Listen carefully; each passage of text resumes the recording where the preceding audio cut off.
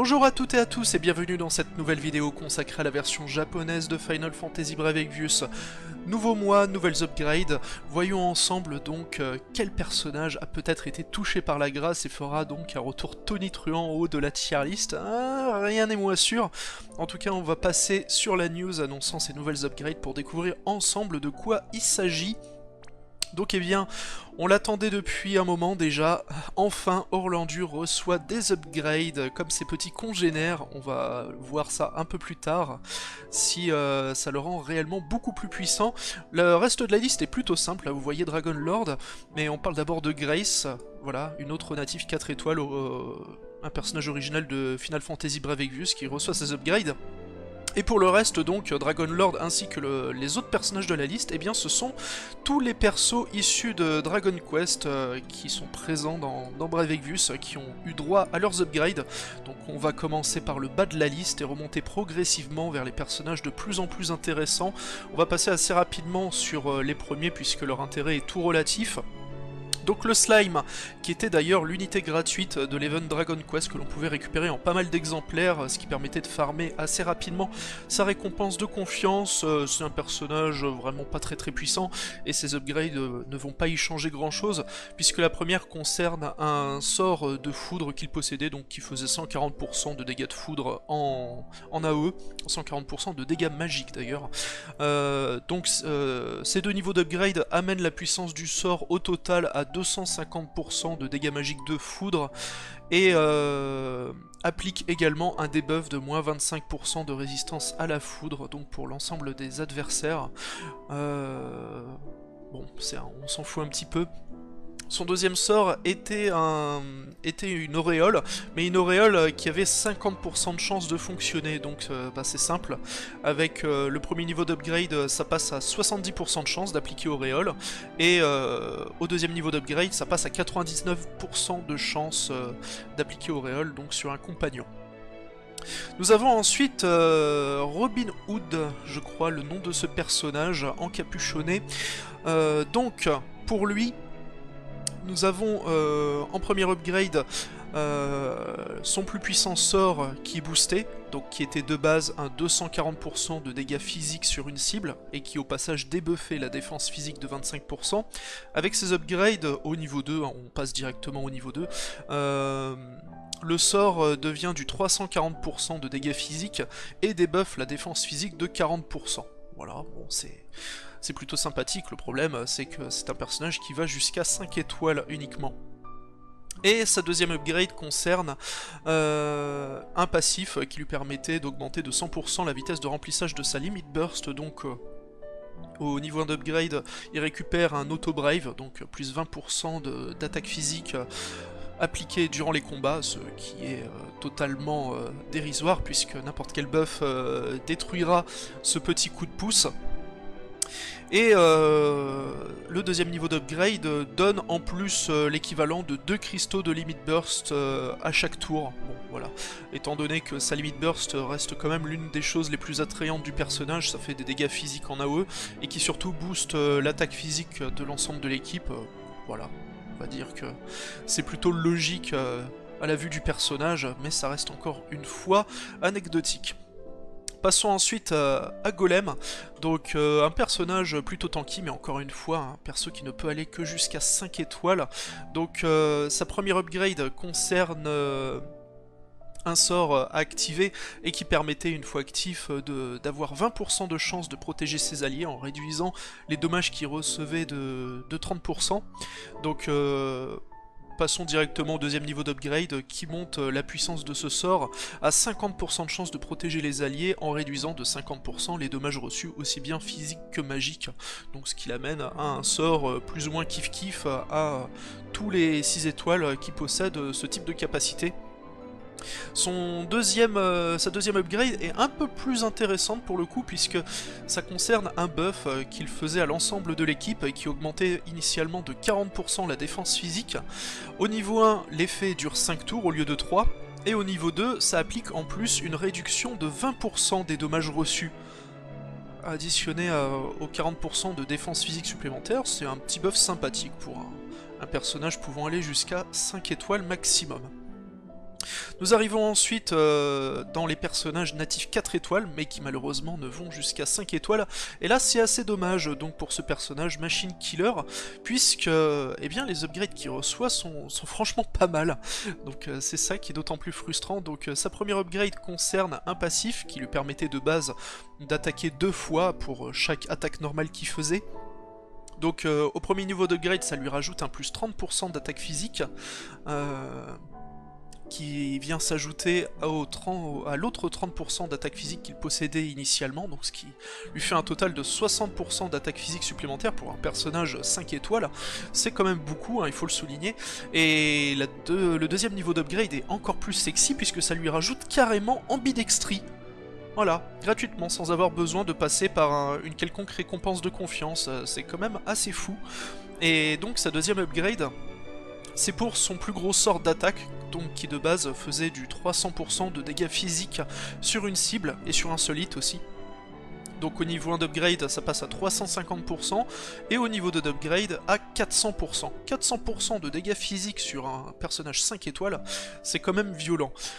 Du coup, c'est d'autant plus frustrant qu'il n'ait pas de 6ème étoile et j'espère que c'est quelque chose qui arrivera à l'avenir parce que ces upgrades lui permettraient d'entrée de jeu d'être peut-être assez attrayant s'il recevait un nouveau niveau de rareté. Ensuite, un autre personnage natif 4 étoiles et qui peut aller seulement à 5 étoiles, mais qui pour le coup, même en étant 5 étoiles, est vachement intéressant, c'est le Metal Slime de Dragon Quest. Alors lui, c'est vraiment un personnage unique en son genre, il n'y en a pas deux comme lui dans Bravecgus, donc je vais prendre juste quelques instants pour en parler plus en détail, parce que c'est donc un perso qui déjà ne peut quasiment rien équiper, la seule chose qu'on peut lui mettre c'est des accessoires.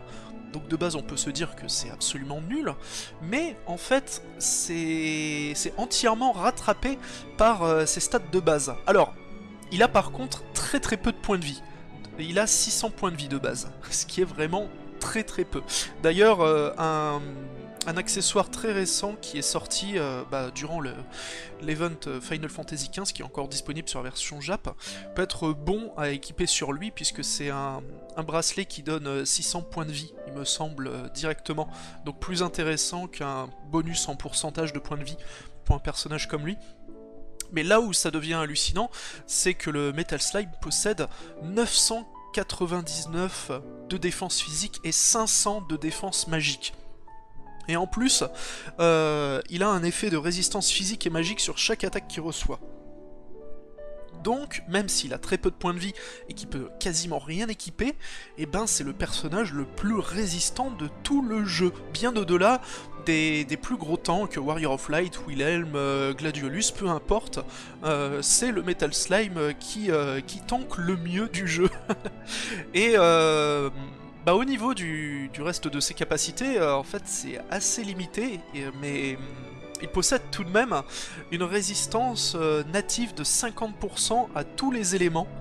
Donc ça aussi, ça le rend encore plus intéressant en tank, et sa mécanique principale tourne autour de sa limite burst, qui une fois activée, lui donne durant 3 tours une immunité totale aux altérations d'état, et fait un provoque à 100%. Également durant 3 tours. Et ce qui est assez particulier, là encore, c'est qu'en montant le niveau de sa limite burst, ça ne va pas augmenter la puissance de l'effet, hein, puisque de toute façon on peut pas être plus immunisé à des altérations d'état, et on ne peut pas attirer plus qu'à 100% l'aggro. Mais par contre, en augmentant le niveau de la limite burst, eh bien on diminue son coût en cristaux pour être activé. Donc ça c'est franchement pas mal. Donc, alors, ces upgrades... eh bien, la première concerne justement son passif qui lui augmente nativement de 50% la résistance à tous les éléments. Donc au premier niveau d'upgrade, ça lui donnera en plus 30% de chance d'esquiver les attaques physiques. Et au second niveau d'upgrade, ça lui donne un plus 30% à toutes ses stats. Donc autant pour l'attaque physique et magique on n'en a rien à secouer, mais par contre pour la défense physique et magique, 30% sur du 999 et 500, c'est très violent. Et en plus il gagne au passage l'équivalent de 5 cristaux de limit burst à chaque tour. Voilà, donc de quoi en gros charger quasiment à tous les tours sa limite burst.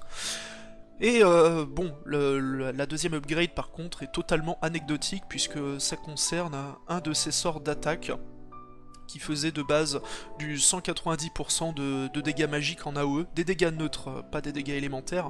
Donc eh bien en passant directement au second niveau d'upgrade, le sort devient du 230% de dégâts magiques en ignorant la défense magique de 25%.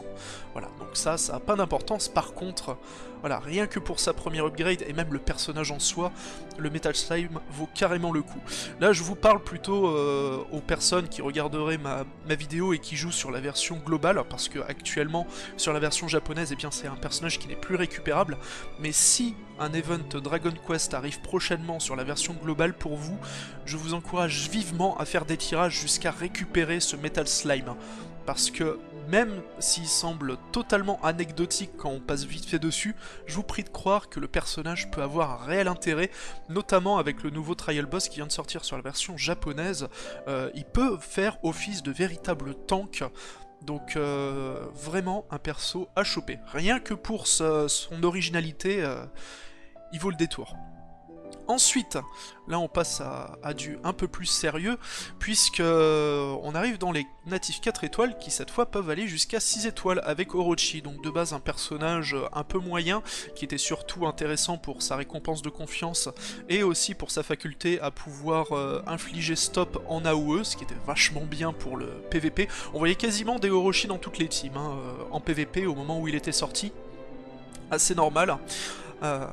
Alors, les upgrades.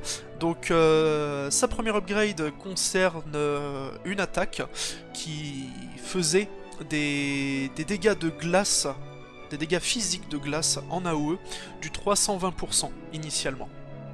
Donc au premier niveau d'upgrade, ça passe de 320% à 350%, et au second niveau d'upgrade, au lieu de faire un seul hit, ça fait 6 hits. Donc pas mal pour faire des combos, mais ça reste malgré tout un peu faiblard, parce que c'est un personnage qui ne possède pas énormément de passifs d'attaque, etc.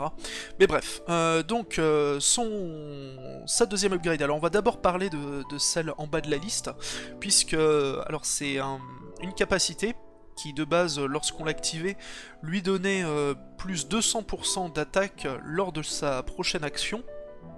Donc au niveau 1 d'upgrade, en plus de lui donner plus de 100% de puissance à sa prochaine attaque, ça booste son attaque physique de 80% pendant 2 tours. Et au second niveau d'upgrade, eh bien ça permet de transformer un autre sort dont on va parler immédiatement, donc les griffes de la terreur, hein, le nom de ce sort là, qui avait des chances d'infliger stop sur une cible unique et qui faisait du 200% de dégâts physiques en ignorant la défense de 50%. Donc avec les upgrades, eh bien, on va passer directement au niveau 2 hein, pour gagner du temps. Donc le sort devient du 250% de dégâts physiques, toujours en ignorant la défense de 50%. Sauf que si on a utilisé donc cette capacité au tour précédent, eh bien lorsqu'on lancera ce sort, au lieu de faire du 250%, il fera du 450% de dégâts physiques, toujours en ignorant la défense de 50%. Donc là ça commence à faire assez mal, même si ça ne sera pas pour autant un personnage extrêmement puissant en attaquant physique comparé à tout ce qui se fait à côté. Donc bon, des upgrades qui le rendent certes plus fort, mais pas nécessairement beaucoup plus intéressant.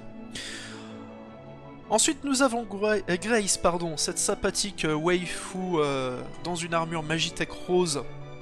Donc c'était un personnage pas très intéressant. Son plus gros intérêt, c'était qu'en fait c'est elle qui possède le plus gros pool de points de vie de tout le jeu. Elle a vraiment beaucoup de points de vie, donc ça la rend extrêmement tanky, mais ce n'est pas pour autant un tank, c'était plutôt un attaquant physique avec une petite particularité au niveau de deux de ses capacités, ce qui tombe plutôt bien puisque ces deux capacités-là font partie des sorts upgradés. Mais on va d'abord parler de sa première capacité qui reçoit des upgrades, c'est un passif qui de base lui augmentait ses points de vie de 30% et l'intégralité de ses résistances élémentaires de 15%. Donc au niveau d'upgrade, on passe à 30% de résistance face à tous les éléments, et au second niveau d'upgrade, elle reçoit en plus un boost de 30% d'attaque physique et de défense physique, ce qui est loin d'être un mal, étant donné qu'elle ne possédait aucun autre passif pour ces deux statistiques. Sa seconde upgrade, ça concerne un sort donc, qui fonctionnait de manière aléatoire.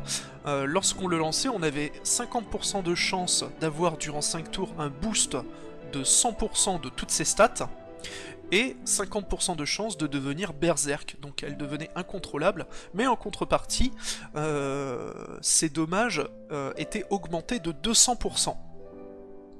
Donc, au premier niveau d'upgrade, c'est toujours du 50-50 ce sort. Par contre, le boost de stats passe de 100% à 150%, et le bonus de dégâts par berserk passe de 200% à 300%. Donc ça c'est déjà pas mal du tout.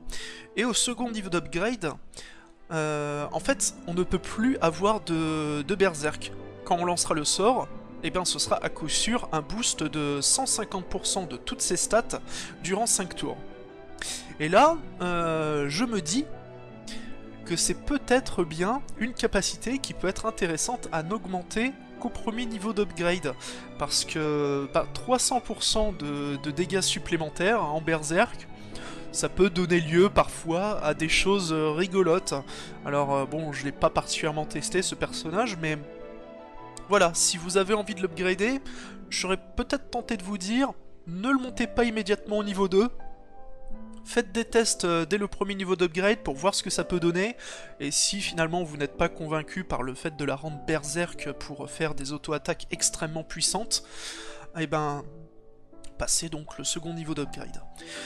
Et enfin, la dernière capacité à être augmentée, c'était son sort le plus puissant, mais alors un sort très particulier. Puisque, donc c'était un sort déjà qui était extrêmement coûteux en MP, c'était 99 MP, et lorsqu'on l'utilise, eh bien le personnage se suicide. Ça consomme l'intégralité de ses points de vie, 100% de ses points de vie, et ça inflige 999% de dégâts physiques en AOE. Ce qui est un très gros multiplicateur, mais il faut quand même se suicider. Donc, eh bien, alors qu'est-ce que ça donne? Au premier niveau d'upgrade, donc déjà le coût en MP est réduit. Au lieu de coûter 99 MP, il ne coûte plus que 50 MP. Et l'autre particularité, c'est que si on a lancé la capacité là pour se buffer ou pour se passer en berserk au tour précédent, et bien au tour suivant, lorsqu'on lance cette capacité, au lieu de faire du 999% de dégâts physiques en AOE, ça fera du 1200%. Et au second niveau d'upgrade, de base, ça fait du 1200% en AOE, et si on a activé cette capacité-là au tour précédent, ça fera du 1600% de dégâts physiques en AOE. Mais on se suicide toujours. Ah, j'aurais bien espéré que pour cet upgrade, genre le personnage reste à 1% de ses points de vie, ou un truc du genre, mais malheureusement non. Bon, désormais sur la version japonaise, il y a plusieurs personnages qui sont capables d'appliquer l'effet auréole donc sur Grace pour la faire immédiatement ressusciter après son suicide, mais ça reste quand même un personnage un peu contraignant à l'usage. Malgré tout, avec ces upgrades, je pense que c'est un perso qui mérite d'être testé un petit peu pour voir ce que ça peut donner dans différentes situations, notamment avec des combos multi-hits, et placer son suicide en finisher, ça peut donner lieu à des dégâts assez redoutables. Donc, eh bien, affaire à suivre pour Grace. J'attends de voir, lorsque j'aurai réussi à lui faire toutes ces upgrades, si le perso peut tirer son épingle du jeu. Et enfin on arrive au natif 5 étoiles de cette nouvelle bannière d'upgrade. Donc Dragon Lord, le natif 5 étoiles de Dragon Quest. Eh bien, donc c'était un mage là aussi assez spécial, puisque déjà il était assez tanky pour un attaquant magique, et à l'époque, lorsqu'il était sorti, c'était le personnage qui avait la capacité avec le plus gros multiplicateur de dégâts, puisque son plus gros sort faisait du 700% de dégâts magiques de feu sur une seule cible. 700%, c'était vraiment très très énervé au moment où il était sorti. Le souci, c'est que ça coûtait 99 MP ce sort. C'était en plus une capacité spéciale, pas une magie, donc pas dual castable, et finalement c'est pas plus mal, étant donné le coût du sort, parce que le personnage de base ne possédait pas non plus un très gros pool de points de magie, ce qui faisait que bah, c'était plus ou moins un mage burst. Il lançait la sauce que quelques fois, et après il était complètement vidé et ne servait plus à grand chose. Donc, comment ça va se passer désormais avec ces upgrades? Alors, la première upgrade concerne un passif qui initialement lui permettait d'avoir 50% de chance de survivre à 3 attaques qui lui seraient fatales lorsque ses points de vie étaient au-dessus de 40%.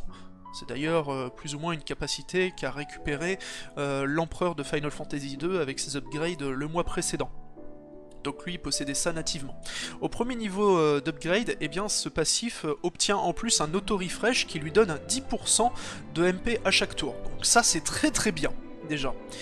Et au second niveau d'upgrade, il gagne en plus un 30% de points de vie et un 30% de points de magie supplémentaires. Donc parfait aussi, à la fois pour le rendre encore plus tanky et pour lui permettre de lancer davantage de sorts. Et ça ne va pas être de trop, puisqu'on va immédiatement passer à la description de sa deuxième upgrade, qui concerne donc son sort le plus puissant. Le fameux 700% de dégâts magiques de feu sur une cible, qui coûtait 99 MP. Donc, au premier niveau d'upgrade, la puissance du sort passe à 1400% de dégâts magiques de feu. En contrepartie, le coût en MP s'envole, puisque désormais il va falloir 160 MP pour lancer cette capacité. Voilà, ça fait mal. Et au second niveau d'upgrade, les chiffres s'envolent encore plus, puisque désormais cette attaque fera du 2100% de dégâts magiques de feu sur une seule cible, et coûtera 200 MP pour être lancée. Donc on reste toujours sur le même principe d'un mage burst qui va faire extrêmement mal sur une attaque, mais qui lui consommera beaucoup de MP, et malgré son auto-refresh très puissant et son plus 30% de MP, et bien vu qu'en contrepartie le sort coûte 2 fois plus cher qu'avant, le problème reste le même. Cependant, 2100% de dégâts magiques de feu, ça fait partie, là aussi, des plus gros multiplicateurs du jeu à l'heure actuelle. De tête, il me semble que la seule attaque qui dépasse en termes de puissance brute celle de Dragon Lord, c'est le tri-laser de Ace upgradé.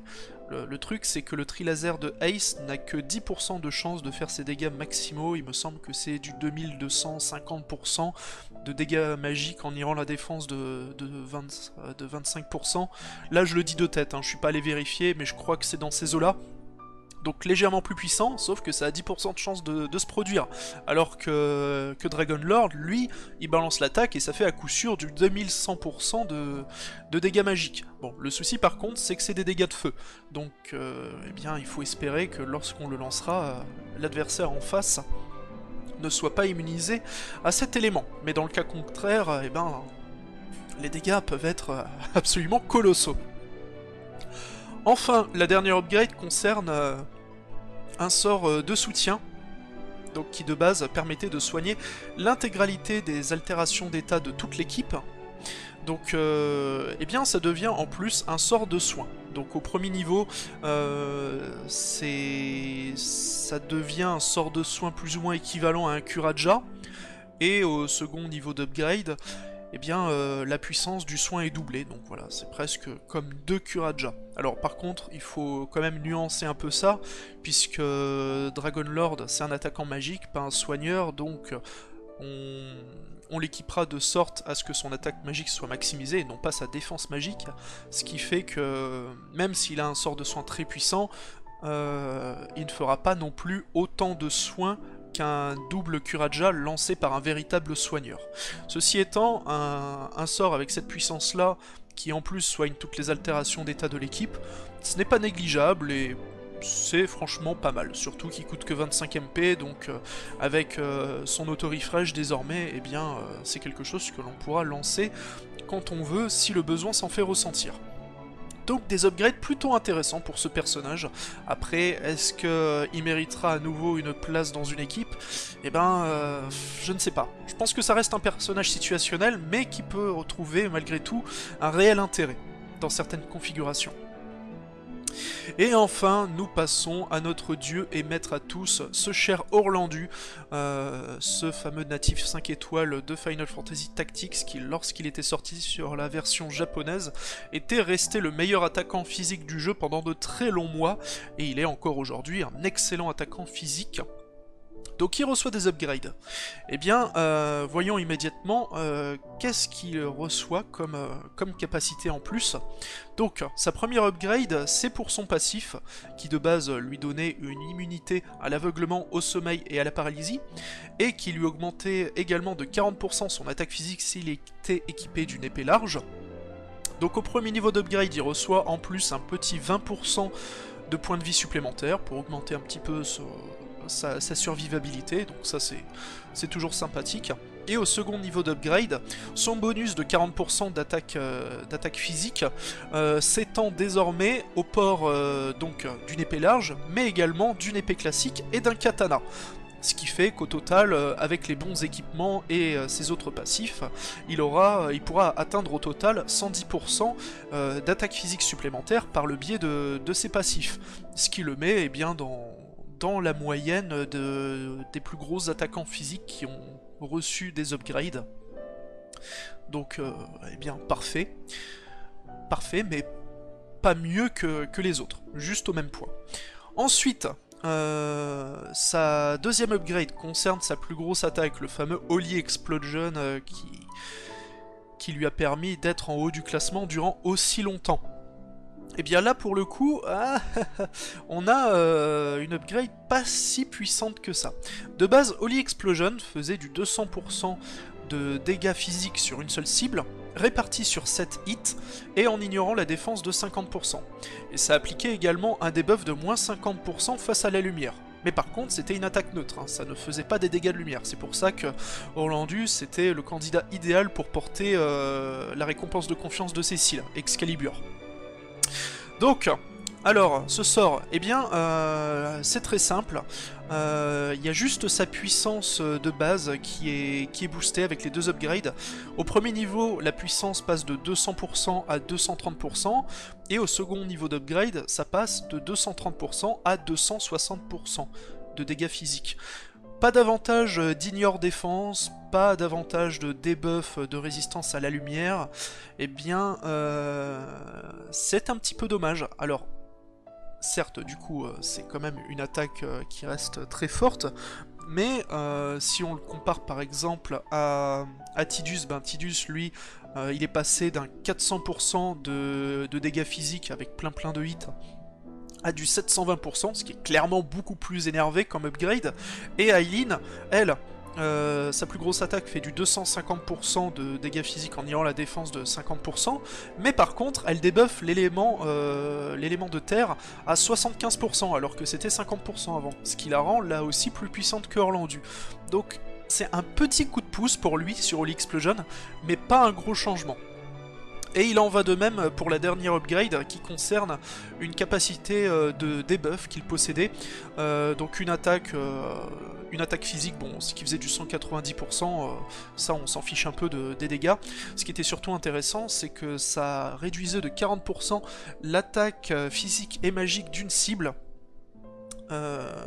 oui donc de 40%, durant 3 tours. Donc au premier niveau d'upgrade, le debuff passe de moins 40% à moins 45%, et au second niveau d'upgrade, l'effet dure 5 tours au lieu de 3. Donc là, c'est encore plus un micro coup de pouce. Juste 5 petits pourcents de debuff supplémentaires sur cette attaque, et l'effet qui dure un peu plus longtemps. Voilà, fondamentalement, ça ne change pas le personnage. Et au bout du compte, eh bien, c'est pas plus mal, parce que Orlandu, comme je l'ai dit, lorsqu'il était sorti à la base, est resté pendant très longtemps le meilleur attaquant physique, et n'a été que détrôné qu'au bout de plusieurs mois. Et bah, je ne trouve pas ça très sain dans la méta d'un jeu comme Final Fantasy Brave Exvius, d'avoir vraiment un personnage au sommet de son genre, sans être capable d'être détrôné durant très longtemps. Et là, en fait, Orlandu, eh ben, il est revenu dans la moyenne haute, certes, de toute façon il l'avait pas vraiment quitté, mais eh bien, il y a surtout de vraies alternatives à ce personnage. Il n'est pas au-dessus des autres, et c'est finalement mieux. Alors, les gens qui possédaient Orlandu, qui avaient apprécié sa compagnie durant de très longs mois, et qui attendaient comme le Messi ses upgrades, sont très certainement déçus, mais encore une fois, voilà, il faut voir la chose de cette manière. Il est quand même nettement plus plaisant d'avoir tout un tas de personnages aussi puissants les uns que les autres pour faire le contenu, plutôt que d'avoir les yeux rivés sur une unique unité qui fera le boulot bien mieux que n'importe qui d'autre. Donc en tout cas, eh bien, c'est des upgrades, ma foi, intéressantes, mais qui concernent quand même, pour la majorité, des personnages qui, je pense, ne seront pas énormément utilisés. Donc dans les faits, eh bien, je ne pense pas que cette vague d'upgrade changera énormément la méta actuelle. En tout cas, c'est tout pour cette vidéo, je vous fais des bisous moustachus à toutes et à tous, et eh bien, bon jeu sur la version japonaise de Final Fantasy Brave Exvius.